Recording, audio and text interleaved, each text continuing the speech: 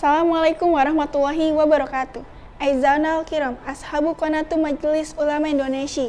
Sanuqadimulakum nasroh, al-kobaru waki, di Madinati bikasi halian, ma'akum nasyana ramanda. Madinatu bikasi fil ahbari minha. Mengawali berita hari ini, teka-teki siapa calon wakil presiden dari kubu Anies Rashid Baswedan atau ARB. Setidaknya sudah ada gambaran. Gambaran itu langsung disampaikan oleh Ahmad Saiku atau sebagai Presiden Partai Keadilan Sejahtera atau PKS, Kamis 10 Agustus 2023 malam.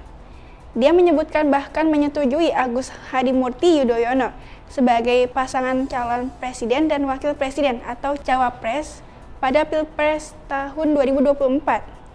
Kendati demikian, PKS telah memadatkan Anies untuk menentukan cawapres pendampingnya pada Pilpres tahun 2024. Sebanyak dua partai politik pendukung Anies lainnya, yaitu Nasdem dan Demokrat, juga menyerahkan keputusan final penentuan cawapres ke Anies. Ketiga partai pendukung pencapresan Anies hanya memberikan masukan-masukan dalam penentuan cawapres. Berdasarkan jadwal yang telah ditetapkan Komisi Pemilihan Umum atau KPU, pendaftaran bakal calon presiden dan wakil presiden dimulai 19 Oktober hingga 25 November 2023. Saat ini, terdapat 575 kursi di parlemen sehingga pasangan calon presiden dan wakil presiden pada Pilpres 2024 harus memiliki dukungan minimal 115 kursi di DPR RI. Berita selanjutnya, pengumpulan sampah di Jalan Ki Ijo Cisem bin BI, RT 04 RW 17, Jaka Setia, Kecamatan Bekasi Selatan, Kota Bekasi, membuat para warga atau pengendara mobil dan motor merasa terganggu. Tumpukan sampah dikumpulkan di Jalan Ki Ijo Cisem, perbatasan RW 17 dan RW 18. Bukan hanya pengendara motor dan mobil yang merasa terganggu, juga warga merasa tidak nyaman dengan baunya sampah tersebut. Kantong-kantong sampah yang ada di jalan tersebut hanya sementara dan akan dibawa ke tumpukan sampah yang ada di TPS atau tempat pembuangan sampah Bantar Gebang. Sampah-sampah juga tampak bertebaran di sejumlah tepi ruas jalan karena menurut salah satu petugas sampah masih belum ada tempat yang layak untuk pembuangan sampah di daerah tersebut. Pemerintah juga masih belum memberikan tempat yang layak untuk para warga yang tinggal di daerah itu. Pengambilan sampah ini juga tidak gratis untuk para warga RW 17 dan RW 18. Karena gaji para pekerja tersebut juga membutuhkan bayaran dari para warga. Pengumpulan sampah ini dimulai dari jam 8 pagi sampai jam 14.00 siang waktu Indonesia Barat. Pada saat selesai pengumpulan sampah, para pekerja juga membersihkan jalan tersebut agar tidak menjadi celetukan warga.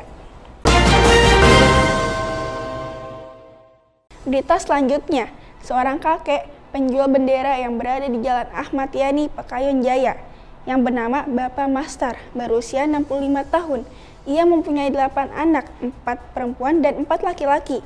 6 anaknya sudah berkeluarga dan sisa 2 anak yang belum.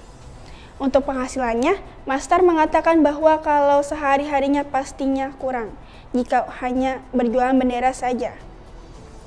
Walau menurut Mastar penghasilannya kurang, tetapi per hari bisa menghasilkan Rp200.000 dari jualan benderanya.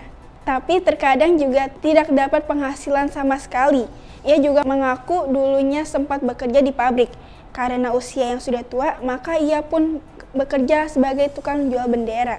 Mastar berjualan dari pukul 07 sampai jam 20 malam waktu Indonesia Barat, dan ia tinggal di daerah dekat tempatnya bekerja.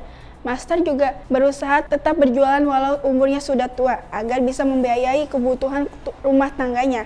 Harga bendera yang ia jual di kisaran Rp50.000 sampai Rp150.000. Ia jualan di daerah Ahmad Yani karena dekat dengan tempat tinggalnya.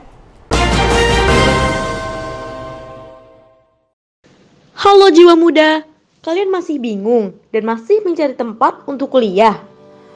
Nah, ini dia solusinya. kalian bisa berkuliah di Institut Bisnis Muhammadiyah Bekasi. Yuk kita lihat ada apa aja di Institut Bisnis Muhammadiyah Bekasi. Pertama, kita disambut dengan lobi dan juga ruang pendaftaran untuk kalian calon mahasiswa baru Institut Bisnis Muhammadiyah Bekasi. Dengan ilmu menjadi wirausaha di bawah sinar matahari pemberi. Lanjut. Nah, sekarang kita berada di ruang administrasi. Lanjut lagi, kita ke ruang dosen dan juga ruang dekan Fakultas Teknik dan Komunikasi. Nah, ini dia ruang kelas untuk para mahasiswa belajar mengikuti perkuliahan dan juga kantin untuk kalian para mahasiswa bersantai sejenak setelah perkuliahan.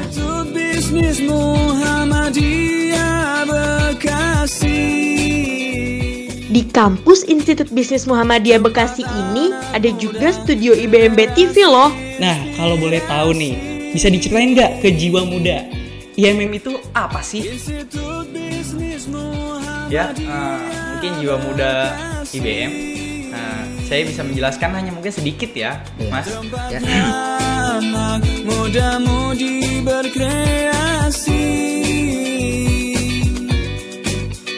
kemandirian. Kenapa manusia selalu diberikan cobaan? Ini pertanyaan yang luar biasa. Tapi mungkin saja yang bertanya ini bukan senang dicoba. Mungkin saja yang bertanya ini tadarusnya belum sampai kepada ayat yang dia maksud.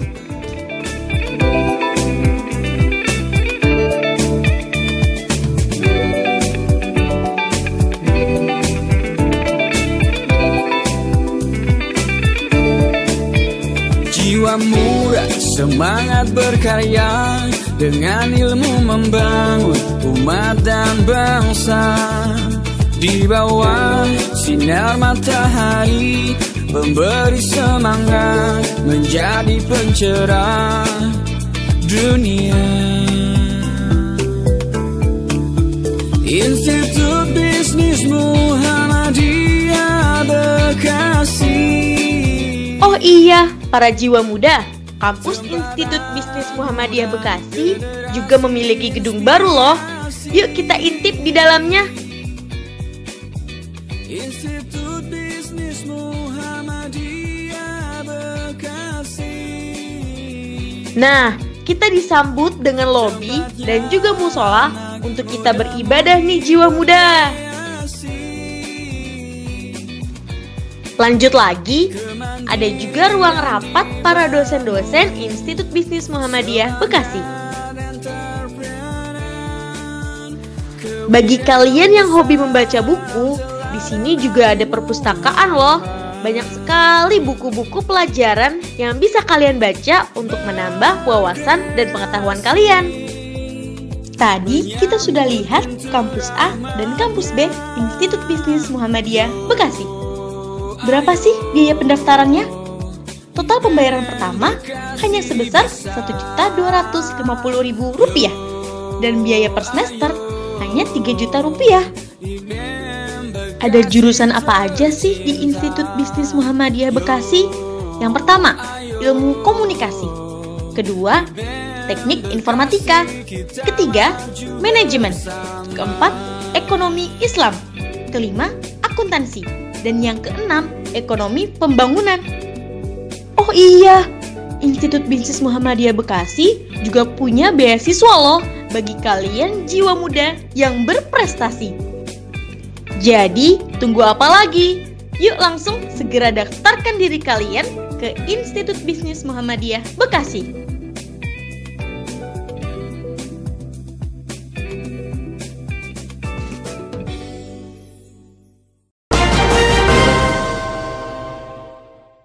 Kembali lagi bersama saya Nasyana Ramanda. Berita selanjutnya, dawet ireng atau dawet hitam merupakan makanan khas daerah Purworejo, Jawa Tengah. Dinamakan dawet ireng karena warnanya hitam dengan tekstur kenyal. Dawet ireng biasa disajikan dengan air santan, gula Jawa yang dicairkan, dan es. Sangat cocok diminum saat udara panas. Dan es dawet ireng atau es dawet hitam banyak kita jumpai di pinggir-pinggir jalan daerah Butuh, Purworejo. Namun, kini sudah banyak daerah yang menjual es dawet ini terutama di pinggir-pinggir jalan. Seperti contohnya di Jalan Pejuang, Kampung Dukuh, Harapan Indah, Bekasi. Teguh yang berjualan es dawet ireng khas Purworejo memilih berjualan karena sudah mencoba banyak usaha. Namun berjualan es dawet ireng lah yang sangat ia nikmati. Teguh berjualan es dawet ireng dan berhasil membuka 2 tempat berjualan yang berada di Jalan Pejuang dan lapangan pesawat UMKM Transera. Mengakhiri berita hari ini, rujak merupakan kumpulan berbagai jenis buah-buahan, mulai dari bengkuang, mangga, pepaya, hingga jambu air, yang dinikmati bersama sambal khas dari gula merah yang diulek dengan cabai. Rasanya sangat nikmat jika disantap pada siang hari. Di Kota Harapan Indah, ada seorang tukang rujak yang sangat viral dan disukai masyarakat setempat. Tepatnya di Jalan Pejuang, Kampung Dukuh, Kota Harapan Indah. Samsul Bahri penjualnya.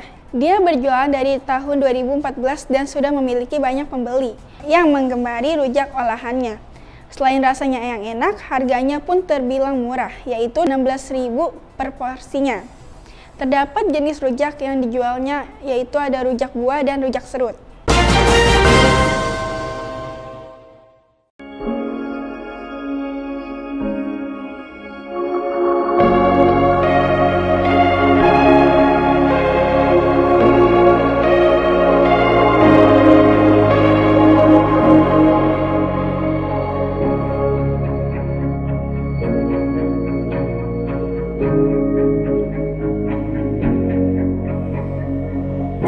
Muhammadiyah 9 Kota Bekasi melaksanakan sistem pendidikan ta'adib wa tarbiyah Human Capital and Good Citizen sehingga melahirkan generasi Islam yang berakhlak mulia, berprestasi tinggi, serta memegang teguh terhadap Al-Quran dan As-Sunnah.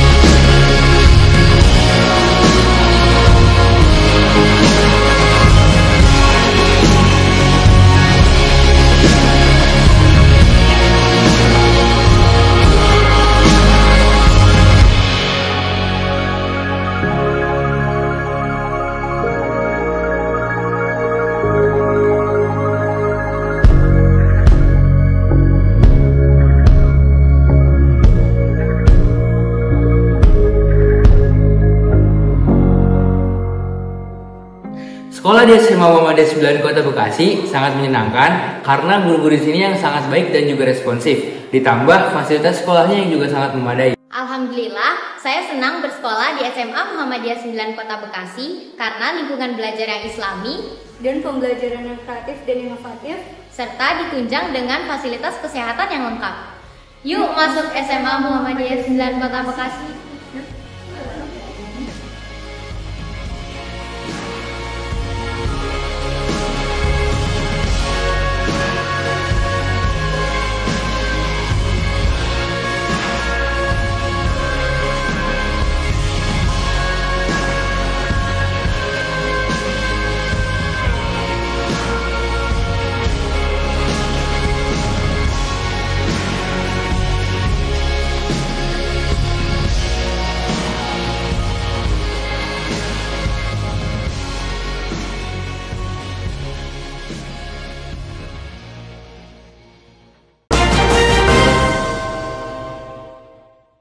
And that was the news for today. Stay tuned, Bekasi City and the news, actual and up to date.